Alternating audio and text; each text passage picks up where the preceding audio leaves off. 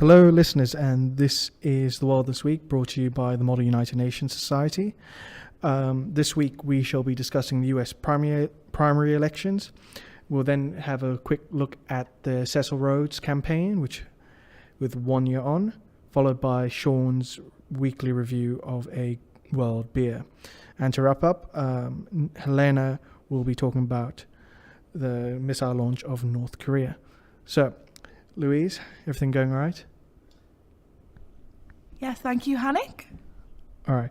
So this week you are talking about the US primary election, so tell me more.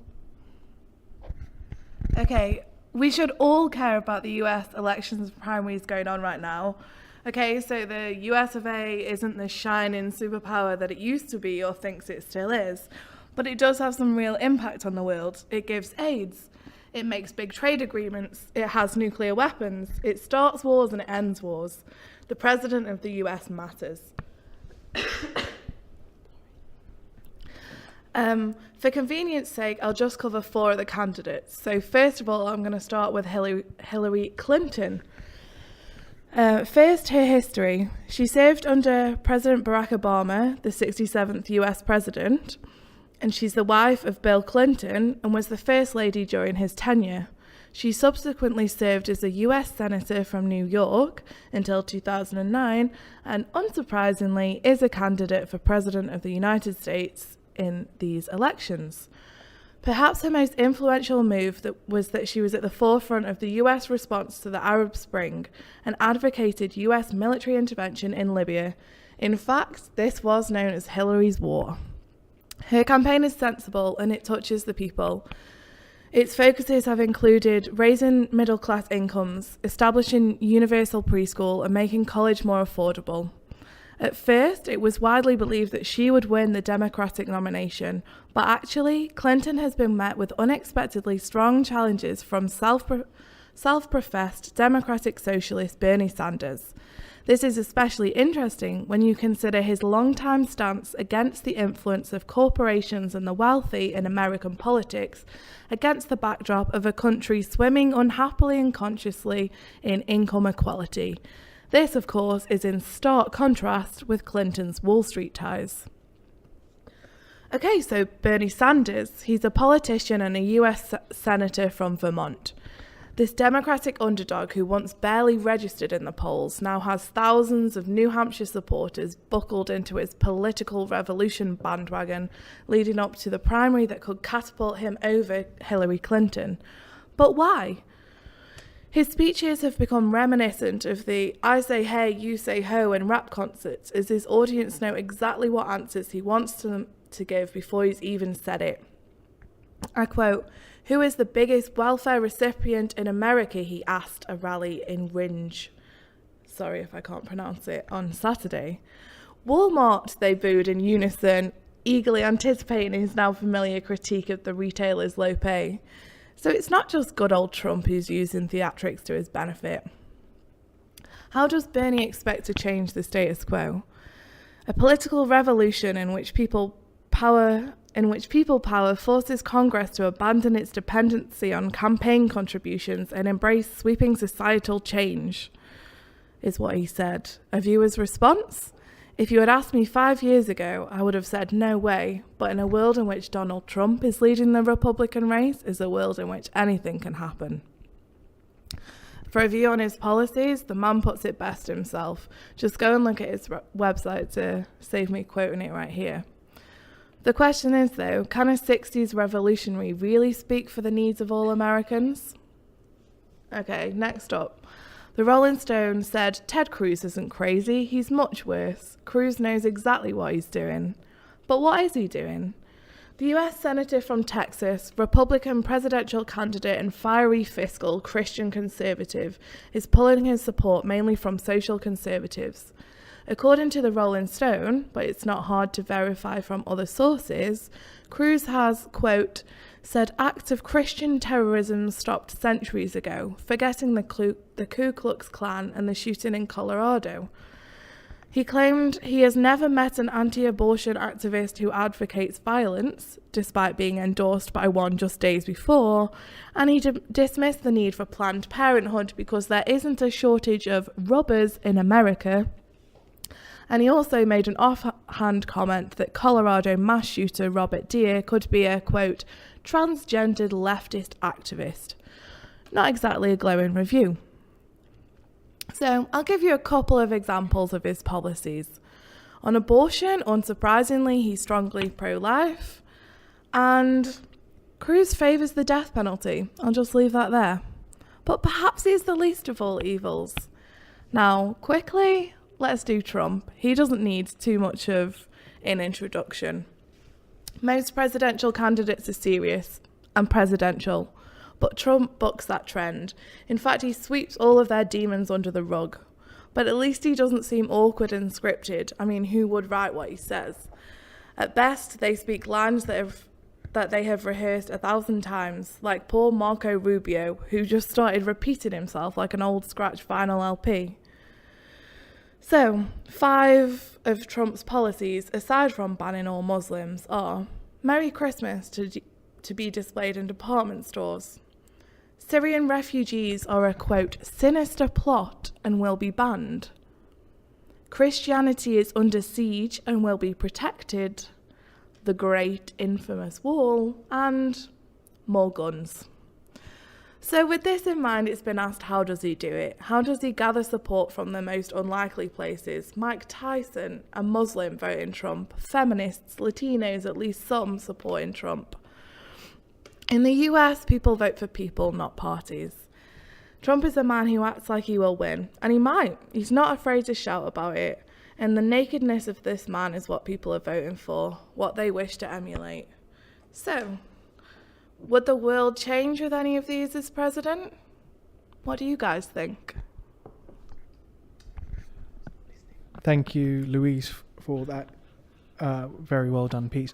But Louise, I've got a question up front for you. I haven't been religiously following the primaries, but the way I see Trump speak, he uses very simple language in comparison to the rest of the other candidates. And do you think that's part of his appeal, that, you know, in political sense, there's and this might be why Bernie Sanders is also very popular, there just seems to be a lot of anger in American politics? Yeah, I think there's a lot of truth in that. I mean, it's commercial confidence, isn't it? And you're telling the people what they want to hear, but the difference is he actually seems to believe it. So yeah, I think there is a lot of benefit in speaking simply and to what the public wants. But I would also say that perhaps he's some kind of Trojan horse thrown into the mix to get Hillary, a woman, into politics. So what do you guys think about that conspiracy theory? Well, as far as I'm aware, Trump used to be a Democrat, or proclaimed Democrat, but I highly doubt he is in it to make Hillary Clinton a presidential candidate. I think that's just bizarre that someone has come up with that. But Hillary's facing, an unprecedented challenge from Bernie Sanders. Bernie is very popular with the youth, something that Hillary doesn't seem to have any charisma or appeal to them, at least on the surface. Do you have any ideas why? I think maybe it's his 60s revolutionist style, and also the kind of, as I spoke about, the theatricalness of him.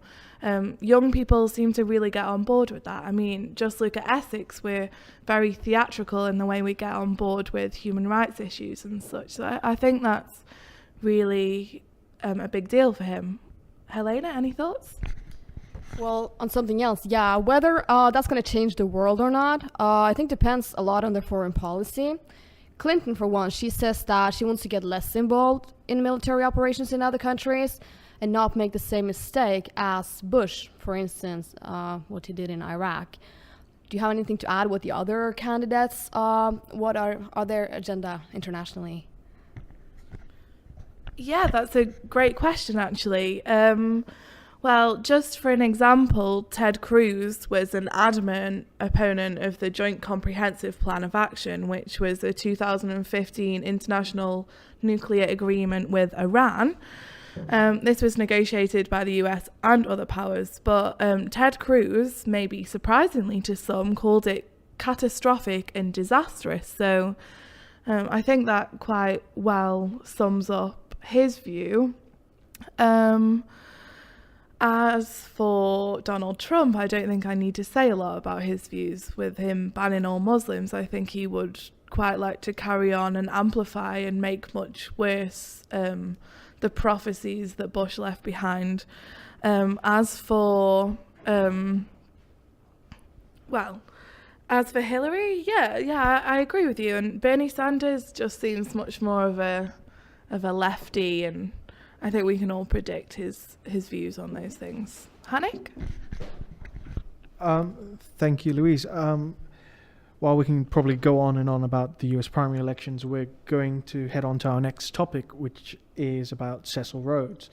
So today marks the 11th anniversary of the beginning of the Cecil Rhodes Must Fall campaign, or Rhodes Must Fall. And it's a movement based in South Africa where the youth in the universities are upset that they feel that there's institutionalized racism in the universities, and feel that Cecil Rhodes being a statue out there symbolizes this, and they want to change it. Now, while we could talk about the campaign itself, I think a more interesting topic to look at is it's about when this campaign started. It was around 21 years after the first fully democratic elections in South Africa, where Nelson Mandela was elected. And so those who are in university and those who are campaigning and those are the most prominent have never experienced apartheid themselves. And so they're called the Mandela generation. And this seems to be a failure, or a symbolization of the failure of the last 21 years of the African National Congress, which has been constantly elected into government. But just in case someone doesn't know, Cecil Rhodes was a prominent businessman and miner and a big slaver in Southern Africa. He had a country named after him called Rhodesia, which his company bought and named. And he has gone on to be one of the figureheads of starting the apartheid movement. However, in his death, Cecil Rhodes started the Rhodes Foundation, which sends students from various universities around the world to Oxford and have them educated there for 1 year, fully free of charge, as part of his legacy program. Now, I think what's really interesting when it comes to this is the perceptions of Cecil Rhodes. Now, a lot of people perceive Cecil Rhodes from the Cecil Rhodes Must Fall campaign as an evil tyrant that doesn't deserve to be even glorified in any sense, and they say the glorification is having a statue, having a charity run by his name, even though it's funded, and they have nothing to do with it. But what's really interesting since is these protests have become very racially strong and quite tense, with you're seeing signs that say "fuck off whites" or "one bullet, one settler," or "one settler, one bullet" being chanted, which is, if you don't understand it, one settler being a white person and obviously a bullet to kill them. It's quite upsetting, though, to think that a country that's had 21 years of trying to reconciliate together has failed to progress. I think it all ends up the failure of government. If you look at the HDI rankings of South Africa, it's fallen in the last 21 years, even though the world economy has got richer, even though it's grown richer. So it doesn't really add up where suddenly all this hatred came on from a statistical point of view. And I think this is an interesting topic. So I'm wondering if anyone else on the panel might have an idea why this could happen.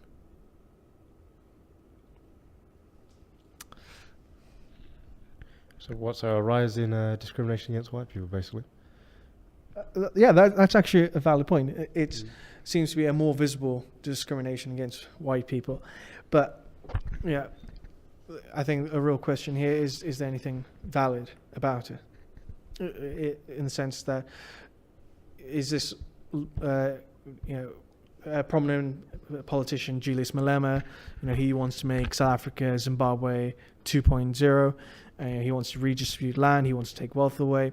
And so, in a sense, you could say it's being targeted against white people, and it might be unfounded because it seems to be really odd in a country that has long institutions, a very separate legislative period, court system which is completely independent. Now suddenly you're starting attacking the white population of South Africa, and it's quite frightening, I guess, for some people, because it was a democratic society. It did have low crime rates, and everything has now just grown exponentially. Louise, you seem to have a point. I would agree with what you've just said, and also point out that from a legal perspective, South Africa was actually at the forefront of making socio-economic rights justiciable, which is a great thing to do. They did it with regards to housing and also with HIV/AIDS treatment, which obviously in the context of South Africa is really admirable for them to do. To flip it on its head, though, some of these Oxford students seem to be laughable and don't actually seem to know what the problem is. Bear in mind they are Oxford students. And forgive me, it's the Daily Mail, but the last thing I read on this topic was actually a headline that said, "I can't stand that Caesar Rhodes." Oxford student who said that statute left them feeling under assault, knew so little about him, he didn't even know his first name. Do you think there is a problem of undereducation in this area, and that's why it's gotten so inflammatory? Well, I don't actually know too much about the issues with the Oxford campaign, but it is part of the campaign that has spread from South Africa. So I would say that it's the symbolization that's really spread, and it's this misinterpretation or misunderstanding of what and who Cecil Rhodes is. I mean, it's hard to defend the man for his actions of what he did do during his lifetime, but what I know is the Oxford University itself has decided not to take down his statue, and have decided that he is a symbol and a patron of the university, and that should be celebrated regardless of his actions. And his views that were held then were for the norm compared to now. If we were to take down all the statues, you would have to take down every statue in society. But when it comes to this misinterpretation and not understanding, I think that's also just a case for all issues. But I find it a bit laughable, the fact that someone who goes to the University of Oxford can't even say a statue or read the plaque for a statue of a person who goes there. Right. So we have been discussing this for quite a while, and I think it's time to move on to something lighter. So Sean has got his beer of this week. So Sean, what did you drink this week? So this week I had the Anchor Steam beer from San Francisco. It claims to be virtually handmade using traditional methods, and is apparently one of the smallest traditional brewers in the world. It's got percentage is 4.8. In the glass it's amber coloured, got an aroma of caramel. As I was drinking it, it was mildly bitter, light, medium body, not too hoppy, but definitely dominates the sweetness of the malts. But those sweetnesses do increase as you drink it. Kind of appley after a while, I thought. Quite enjoyed that. But it's not a brilliant beer, I don't think. Louise disagrees, I believe. She likes it. I just feel it's not quite hoppy enough for my taste, and I'm not a huge fan of apple in a beer, to be honest. I'd rather have a cider if I wanted that. Yeah, I do disagree with you, Sean. I said that I like it because I like strong tasting beers, but you seem to think that actually this was quite a bland beer. I will put that down to maybe palates or maybe a north-south divide. I'm not quite sure where that disagreement lies. But yeah, I think it's nice. It was appley, but also quite citrusy. And yeah, I would definitely drink that. Does anyone else have any opinions on this beer? Well, having given it a taste, I'd say it's a fairly normal type of beer to me. I've not really seen the difference between that and a Stella, to be honest, If that's way more expensive... Is it way more expensive, Sean? The beer was £1.79 from Tesco's, so yeah, way more expensive. The reason it does taste of maybe Stella is it's got lager yeast in it. So that could be why you're getting the lagery taste out of it. And again, it's why it's coming in quite mild compared to other hoppy beers, in my opinion. Is this sold worldwide? Do you know? Yes, It is. Yeah. Yes, it's sold worldwide. All right, thank you, Sean, for that. So now we'll just move on to our final topic to wrap up, and it's a very light-hearted one with the North Korean missile strikes, or launches, should I say. Thank you, Hannek. 1 month after North Korea's alleged nuclear test, the international community is angered after North Korea's long-range rocket launch. North Korea says that all it did was to place a satellite into orbit as part of a purely scientific mission. Experts, however, call this highly unlikely, suspecting that it's another weapons test in disguise and that the main goal behind it is to ensure regime security. The international community is deeply concerned about the North's violations of UN resolutions passed to prevent their development of ballistic missiles. The move has been condemned by South Korea, Japan, the US, Russia, and others. Even China, the North's only ally, expressed that they don't support the launch. Nevertheless, China, alongside Russia, have been reluctant to imposing tougher sanctions on North Korea in the recent negotiations over a draft resolution presented by Japan, South Korea, and the US. The US, on the other side, is taking a slightly different position, urging the rest to scale up sanctions and recognize that the North is a grave threat to international peace and security.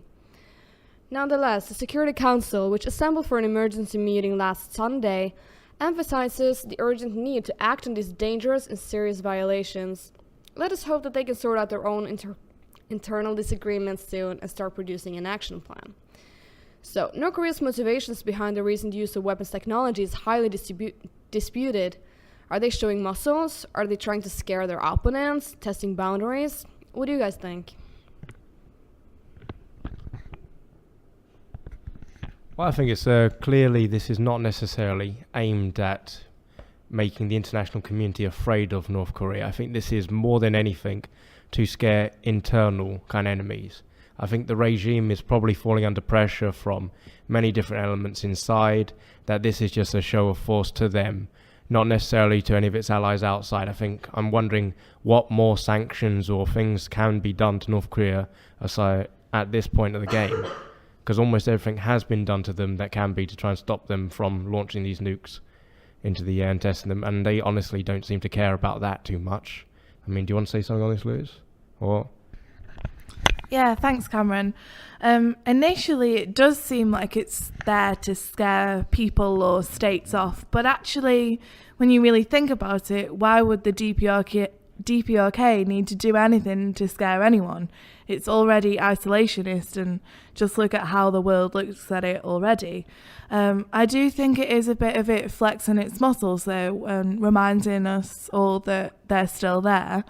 And you mentioned pushing of boundaries as well. Like, perhaps it could be seen what it can get away with, although the likelihood of any real threat coming from this, I think, is quite slim.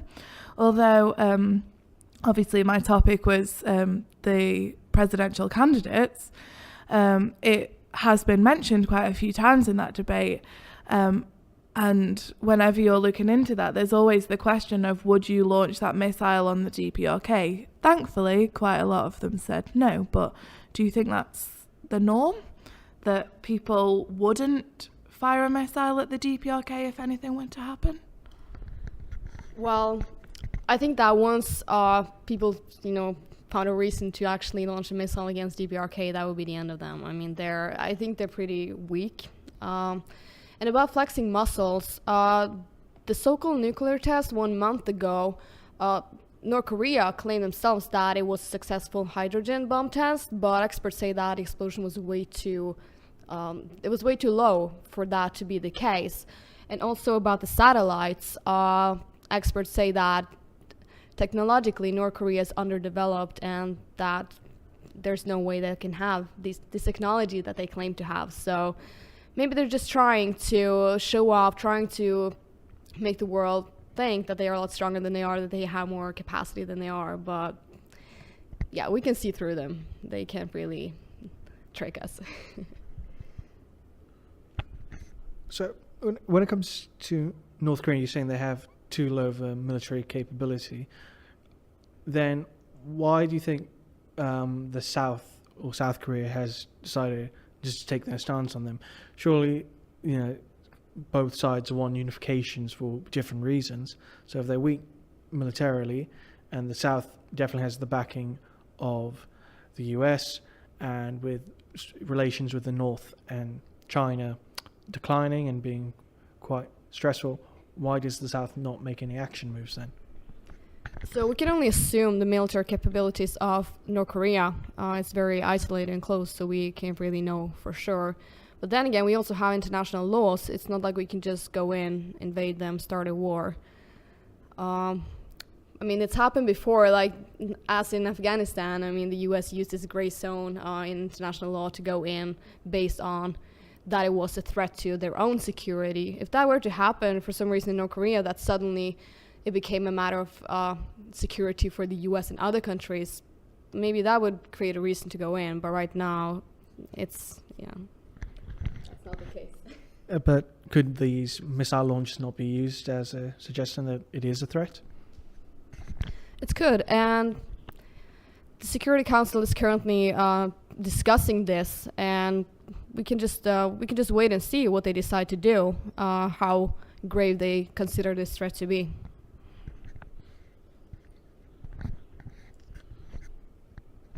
I'd just say that if anyone was to go into North Korea, I very much doubt that the US would be one of those, purely because China would probably have a backlash, Russia would have a backlash, and things would just escalate. If anyone was to go in and would just be justified in doing so, it would have to be South Korea.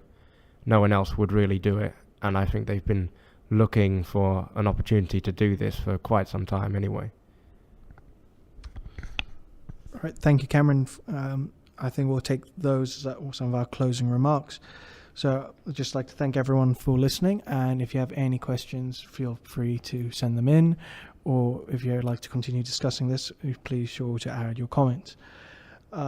Otherwise, have a good week, and if some food for thought, if you want any more things to think about, I guess you can ask yourself, is cereal a soup? Cereal is a soup, Sean. It is.